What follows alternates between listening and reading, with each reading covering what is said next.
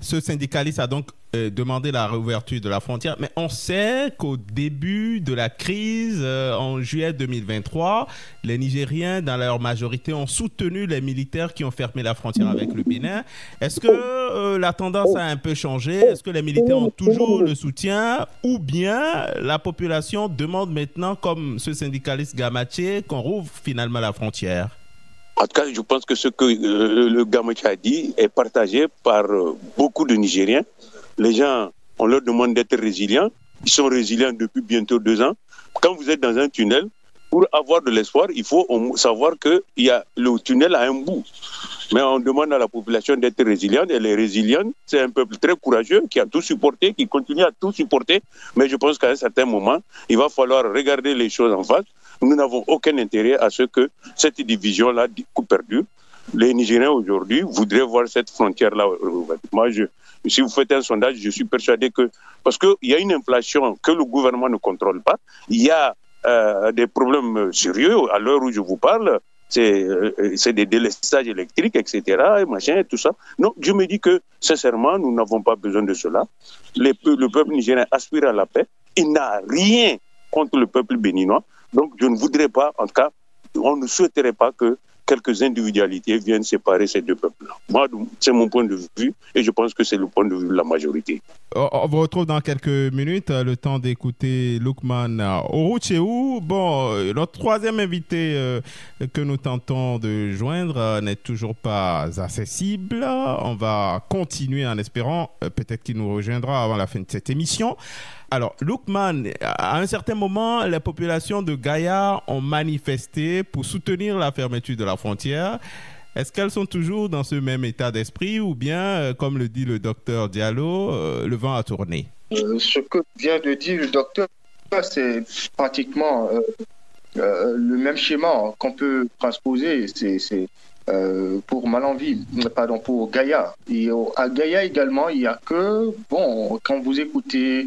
Alors, il faut préciser, hein, Gaïa, c'est la ville, comment dit-on, sœur de Malanville du côté du Niger. C'est la première ville qu'on voit quand on traverse la frontière entre le Bénin et le Niger, du côté nigérien, bien évidemment.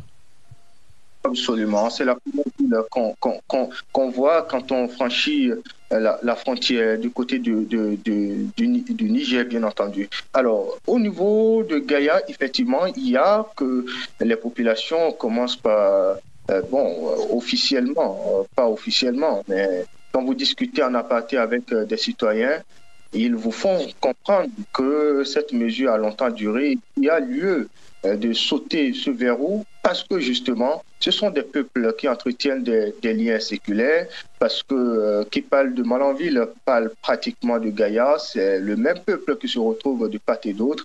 Vous avez des citoyens béninois qui ont 2 maisons, une à Malanville, l'autre à Gaïa, ou également des Nigériens qui ont des maisons de part et d'autre. Et donc, actuellement, je pense que c'est difficile pour les populations de Gaïa et les choses semblent fonctionner comme c'était le cas au début, avec des déclarations de soutien, des mesures de fermeté, des mesures radicales, de plus en plus.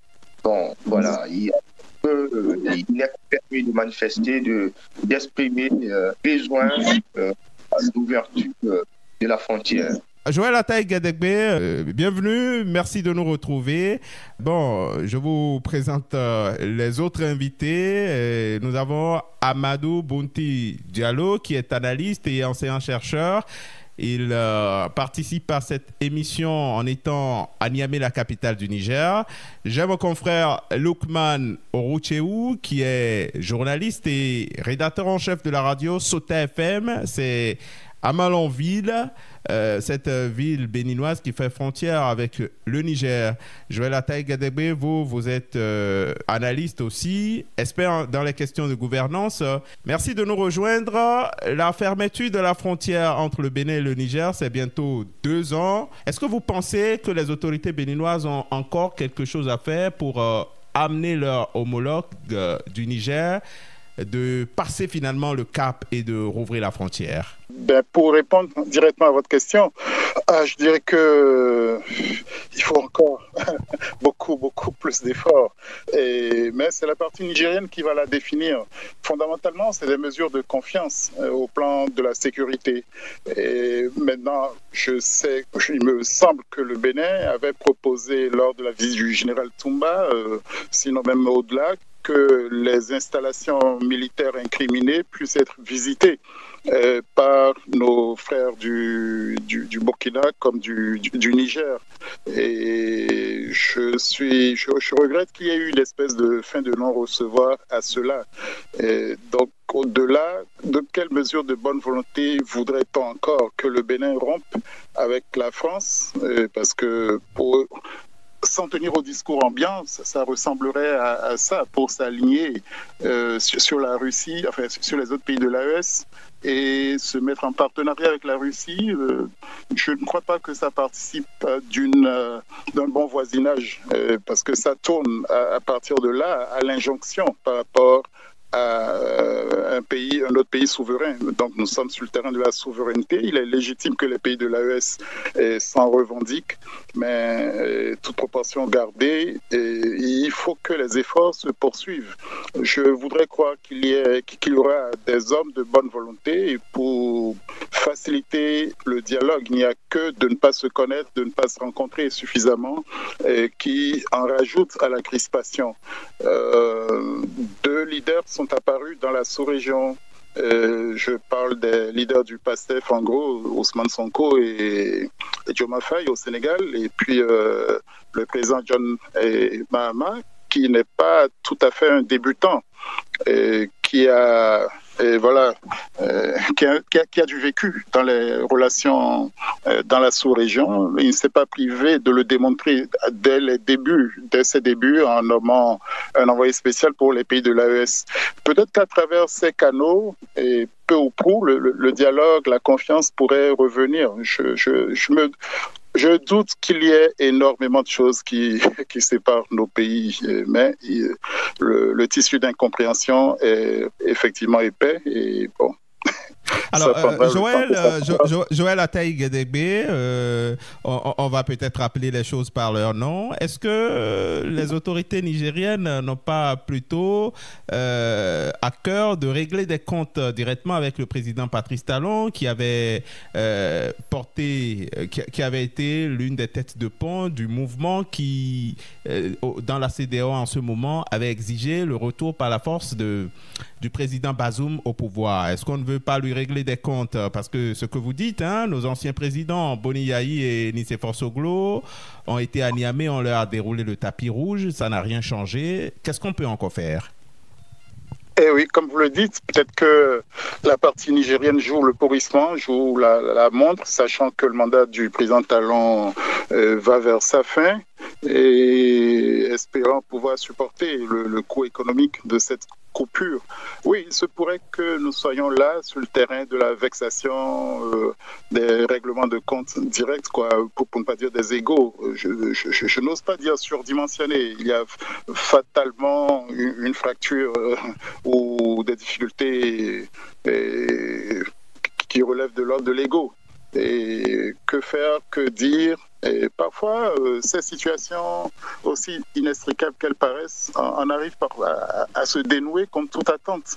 Peut-être que nous paraissons trop impatients de voir les choses reprendre un cours plus normal. Le mal fait est important. Ou en tout cas, le mal tel qu'il a été perçu par la partie nigérienne, plus précisément. Donc, nous sommes pratiquement sur un terrain de perception, de méfiance exacerbée. Et qui plus est, il s'agit de la sécurité d'un régime, c'est compréhensible. Et c'est pourquoi je parlais des mesures de confiance, mais point trop n'en faudrait.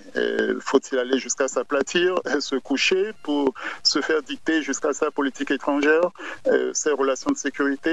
Le Bénin a presque les mêmes partenaires que ces pays au plan militaire, si c'est ça qu'on incrimine. Le Bénin également a le droit de développer sa sécurité, de s'organiser. Et je n'ai pas l'impression que le Bénin ait cherché à dissimuler quelque chose.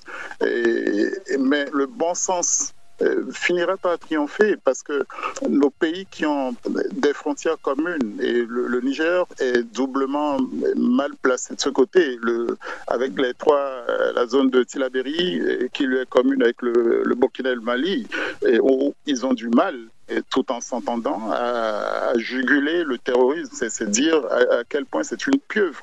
Je ne suis pas dit inextinguible, pardon. Mais le Bénin, le Burkina, le Niger n'ont pas moins 3 frontières communes, et ça complique encore la tâche.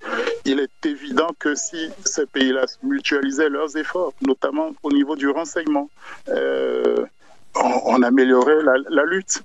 Et pourquoi ne pas tenter ça? Pourquoi ne pas... Et je veux sérieusement croire aux bons offices du Ghana, qui, peu ou prou, entretient d'assez bonnes relations avec tout le monde, mais même si le Ghana aussi cherche désormais à tirer son épingle du jeu en faisant la promotion du port de Tema pour exploiter le couloir Accra-Ouagadougou. Comme Lomé, comme le Togo aussi, de manière opportuniste, et essaie de valoriser désormais le couloir Lomé-Ouaga. Ça, c'est pas encore gênant. Pour l'essentiel, ça participe toujours de l'intégration économique de nos pays. Mais il est fondamental que les crispations, M. Tiani et M. Talon ne se sont jamais rencontrés. Je salue aussi l'effort de la partie nigérienne qui a pu envoyer le numéro 2 de la junte, le général Toumba, au Bénin. Et chacun observe quand même que le pétrole continue de couler. Tant mieux pour nos pays. Franchement, c'est pas les pauvres qui doivent se permettre encore de se faire mal économiquement. Nos pays sont...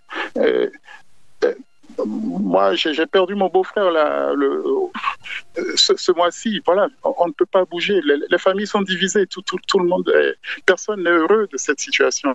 Joël Atay-Guédégbé vient. Lukman Orocheou va partir parce qu'il a d'autres obligations. Je lui pose une dernière question avant de le laisser partir. Alors, Lukman Orocheou, quels sont vos espoirs face à cette situation qui dure depuis 2 ans maintenant? Ou bien il n'y en a pas? Il peut en avoir parce qu'il y a possibilité que les 2 parties se retrouvent encore pour dialoguer, pour discuter de la possibilité de la levée de cette mesure qui dure déjà longtemps, parce que bientôt 2 ans, c'est assez pour la population, et je pense que déjà les lignes bougent à voir les mécontentements qui s'observent au sein de la population, en plus des grognes des syndicalistes. Je pense que cela pourrait contribuer à apaiser peut-être à ramener les dirigeants nigériens à revoir leurs positions, leurs postures pour qu'enfin cette mesure soit définitivement levée. Et donc, je pense que pour la plupart de soutien hier, aujourd'hui, c'est pratiquement la désillusion pour certains. Nous ne voilons pas la face et on peut en arriver qu'il y ait des mouvements qui s'amplifient, qui s'accroissent, et cela pourrait amener les dirigeants à revoir leurs positions. Et ça, je suis certain que cette mesure, cette interdiction, qui me paraît un peu radicale, pourrait connaître une fin bientôt. Et pourquoi pas aussi, je ne suis pas prophète, mais bon, il faut et espérer que l'anniversaire de cette fermeture soit une occasion de la levée totale du blocus sur le pont du Niger, sur le pont évidemment du fleuve Niger. Merci beaucoup à vous, chers confrères. Lukman Orocheou, journaliste et rédacteur en chef de la radio Sota FM à Malanville. Merci d'avoir pris part à cette émission. On vous laisse partir. On continue avec le docteur Bounty Diallo. Vous avez donné des motifs d'espoir. On va demander au docteur Bounty Diallo si c'est possible. C'est vrai qu'il y a une sorte de grogne qui commence à monter au Niger. Les populations estiment que le coût de la vie ne fait que grimper. Elles sont un peu comme essoufflées. Elles appellent notamment, comme vous le dites, à l'ouverture de la frontière. Il y a des délestages qui s'intensifient. Est-ce que vous pensez que toute cette pression peut amener les militaires à finalement ouvrir cette frontière pour permettre aux populations de souffler?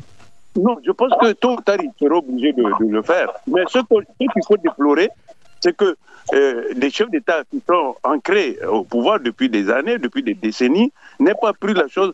Il n'y a pas d'initiative africaine en tant que telle, c'est des initiatives individuelles au niveau des pays. Or, les pays qui sont derrière ces initiatives-là, ont aussi des intérêts à ce que peut-être la frontière reste fermée, parce que tout simplement, ils voudraient voir les 3 pays utiliser leur port. Moi, je suis surpris que Sassou Nguesso n'ait pas lancé une initiative pour essayer de rassembler chez lui ou de réunir chez lui le président Talon et le président Tchani. Je suis surpris aujourd'hui que l'Union africaine n'est pas convoquée, mais inviter ces gens-là autour d'une table de négociation. Je suis surpris qu'il n'y ait aucune initiative africaine digne de ce nom, sachant que c'est l'Afrique qui est en train de perdre. Ce n'est pas seulement le Niger, c'est toute l'Afrique, parce que nous perdons de notre crédibilité. Quelle est la crédibilité de l'Afrique aujourd'hui ou demain à régler ses problèmes internes? Est-ce qu'il faudrait que ce soit un Trump qui descende chez nous, qui atterrisse à Cotonou, ou bien un Poutine, ou je ne sais pas, un Macron, ou je ne sais pas, qui viendrait régler nos problèmes? Entre Africains, on ne peut pas se retrouver, se dire la vérité, les yeux dans les yeux, face à face, et puis régler nos problèmes. Est-ce que quelque part le Togo ne fait pas partie du problème qu'il y a entre le Bénin et le Niger? Parce que quand c'était dur, quand la frontière était fermée du côté de Malanville et de Gaïa, les marchandises qui allaient au Niger passaient notamment par le port du Togo. Est-ce que ce n'est pas un retour de l'ascenseur aux amis togolais? Non. Le Togo ne fait pas partie du problème, mais le Togo profite, même le Ghana, quel que soit ce que le président Mohamed dit, c'est que le Ghana profite aussi de cette situation-là. Maintenant, moi je me dis qu'il y a une crise. Mais en moins d'une semaine, ça a été réglé. Il y a eu même des affrontements armés au niveau de l'île de l'été, entre le Nil. Mais ça a été vite réglé. Mais aujourd'hui, au XXIe siècle, on ne trouve aucun chef d'État africain, aucune institution africaine susceptible de mettre le président Tchani et le président Talon autour d'une table de négociation. Moi, c'est ce que je déplore. Je ne vous le cache pas, moi, ce que je dis, j'assume, je suis un communiste pur et dur.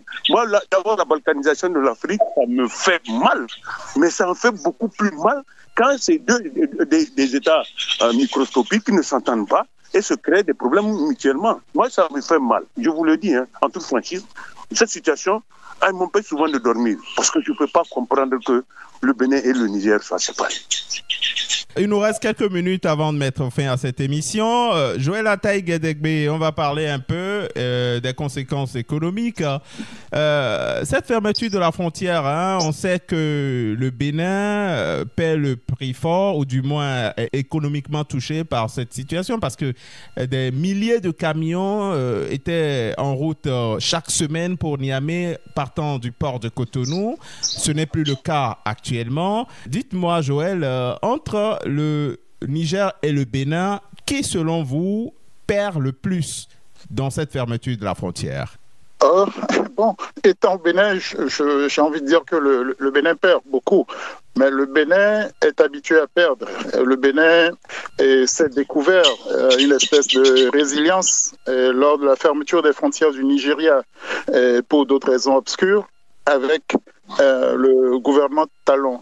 Mais on ne doit pas s'en vanter, on ne doit pas s'en féliciter. Il est vrai que même le ministre des Transports du Bénin a reconnu hier, pas plus tard qu'hier, que malgré la relative bonne santé du port de Cotonou, nous accusons le coût. Il n'y a pas à se cacher derrière. Le corridor Cotonou-Niamey était le plus direct pour nos deux pays.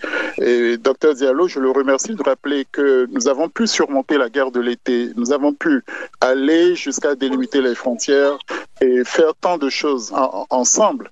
Je dois même remercier historiquement le président Hamani d'avoir été le médiateur d'une crise électorale qui aurait pu faire voler l'unité du Bénin en l'air en 1959. On l'oublie beaucoup. On était au bord d'une guerre civile. Donc les liens qui nous unissent sont tels que à un moment donné, il faut savoir raison garder. La saison des pluies vient. Votre ami de la radio Sota est encore mieux placé pour le dire. Il devient dangereux pour les populations de chercher à gagner leur pitance en naviguant sur le fleuve Niger où les eaux montent. Donc le drame humain par rapport aux égos des dirigeants commence par être lourd. Économiquement, oui, les pertes sont là, évidentes. Au plan de la sécurité, personne n'est gagnant. On ne peut pas être heureux de ces attaques d'individus armés non identifiés qui pullulent partout et qui profitent justement des complications entre ces pays, alors qu'il est connu que le bon sens voudrait qu'il y ait mutualisation des moyens. Le Bénin reconnaît même la suprématie du Niger dans la lutte contre le terrorisme, à tel enseigne qu'il était demandeur, qu'il avait même signé un accord de coopération militaire que la junte s'est empressée de dénoncer. Ayons le souci de nous mettre au service de nos populations. Il y a des anciens présidents au Niger qui, me semble-t-il, sont plutôt favorables à la junte.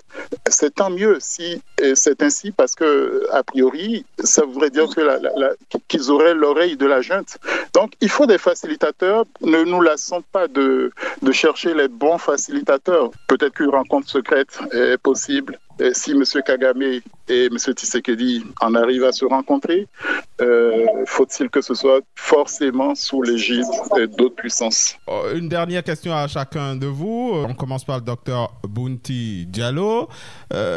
Une question plutôt de politique interne au Niger. Docteur, est-ce que vous nous direz que avec toutes les crises, les contestations qui montent, parce qu'on le sent, on sent que Niamey est en train de bouillonner contre les militaires, est-ce que vous pensez que le régime militaire est en train de s'essouffler? Vous savez, il n'y a rien de plus versatile que l'opinion publique. Beaucoup sont en train de se poser des questions quant à la suite de ce qui va. Quand vous entrez dans un tunnel, je l'ai dit tout à l'heure, il faudrait qu'à un certain moment, vous vous dites que le tunnel a une issue. On ne peut pas demander éternellement à des gens d'être résilients. Leur vie ou leur santé, en tout cas, sont en jeu. Donc moi, je me dis que, sincèrement, si les militaires tiennent compte de l'opinion de la population, si les militaires tiennent compte de l'intérêt général, franchement, je pense qu'ils doivent prendre en compte le mécontentement qui est en train de se manifester.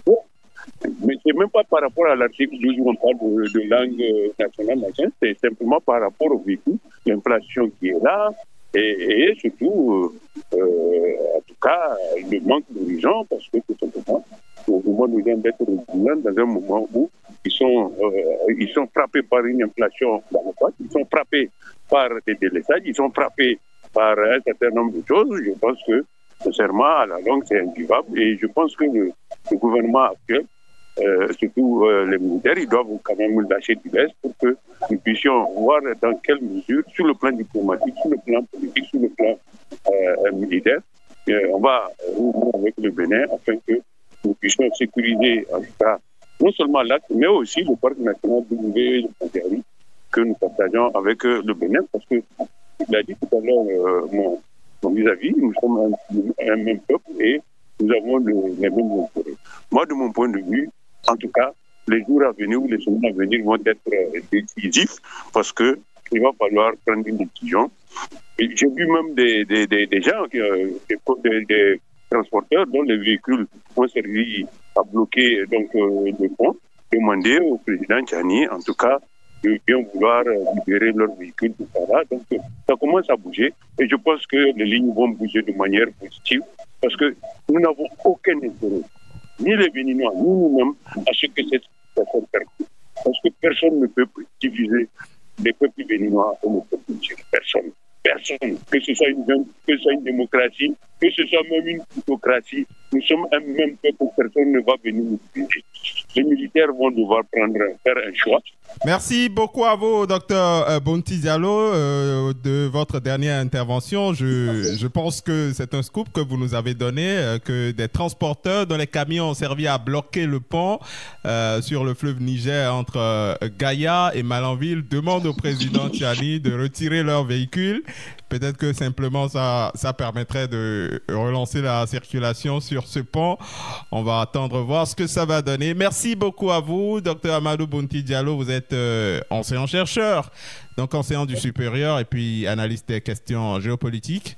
Merci d'avoir été parmi nos invités pour ce numéro 1 de l'émission Débat de fond. On va terminer avec Joël Ataï-Guédégbé, qui nous a rejoint en cours d'émission. Joël, malgré tout, le pétrole continue à circuler. Peut-être que à travers les pipelines pourrait venir une solution pour rouvrir la frontière entre le Bénin et le Niger, n'est-ce pas? Ah ben, l'image est parfaite. Pourvu que les pipelines soient des tunnels dont on voit le bout et dont nos peuples voient le bout. Et qui sait, éventuellement, avec le soutien de la Chine, qui n'a pas intérêt également à ce que ces investissements partent en eau de boudin. La partie chinoise a ses problèmes avec le Niger, donc il va falloir que d'une manière ou d'une autre, la balle soit remise au centre. Même la Chine en arrive à discuter avec les États-Unis, malgré les outrances du président Trump. Et pourquoi nous, misérables, on irait à l'appauvrissement. Non, vous voyez ce pont de Gaïa, ce pont sur le Niger, il doit être encore plus emblématique de l'intégration ouest-africaine. Le Bénin et le Niger sont les premiers pays à avoir créé et à avoir construit, il est vrai avec le soutien de l'Union européenne, un poste de contrôle juxtaposé. Et à défaut de supprimer complètement les frontières. À quoi ça nous sert aujourd'hui? Pour qu'on se regarde en chien de faïence? Non, il est temps que le bon sens, que les intérêts économiques, si c'est eux qui commandent, et cela, rappelle chacun un peu plus d'humilité. Et s'il faut qu'ils se rencontrent dans un tunnel sous la Manche ou bien en tout cas au bout de l'un des deux tunnels ou d'un autre, pourquoi pas? Les peuples veulent la paix, les peuples veulent la coexistence pacifique et pour pas dire l'intégration totale. Et gageons que tout cela soit bientôt derrière nous. Il doit y avoir un moyen de s'en sortir. Merci infiniment à vous, Joël Taï-Guédégbé. Vous êtes analyste et expert dans les questions de gouvernance. Je constate que tous mes invités appellent les autorités nigériennes surtout, parce que du côté du Bénin, on est tout à fait disposé à reprendre les échanges commerciaux avec le voisin du Nord. Mes invités appellent donc les militaires au pouvoir à Niamey à relancer le trafic sur le pont sur le fleuve Niger qui relie les deux pays. On espère qu'ils vont nous écouter. Chers amis... Et la dernière proposition du docteur Traoré est très intéressante en soi. Et du docteur Diallo, du docteur Bounty Diallo, vous voulez dire? Oui, Bounty Diallo, autant pour moi qu'il m'en excuse. Je pense que ça va dans le bon sens. On devrait creuser ce genre de solution. Et pour le Bénin, peut-être continuer d'explorer les voies et moyens de répondre à la phobie ou à la demande sécuritaire de la partie nigérienne, et dont j'ose espérer qu'elle ne fait pas de la surenchère non plus. Il faut comprendre les besoins de l'adversaire, du partenaire, et de poche en poche en arriver à dialoguer de manière fructueuse. Merci. Je vous ai laissé quelques minutes pour clôturer définitivement cette émission. Chers amis internautes, merci de nous avoir suivis. On se donne rendez-vous pour un prochain numéro de votre émission Débat de fond. Peut-être discuter des questions sécuritaires entre le Bénin notamment et les pays de l'AES. On verra bien. Merci en tout cas de nous avoir suivis. Portez-vous bien. À la prochaine.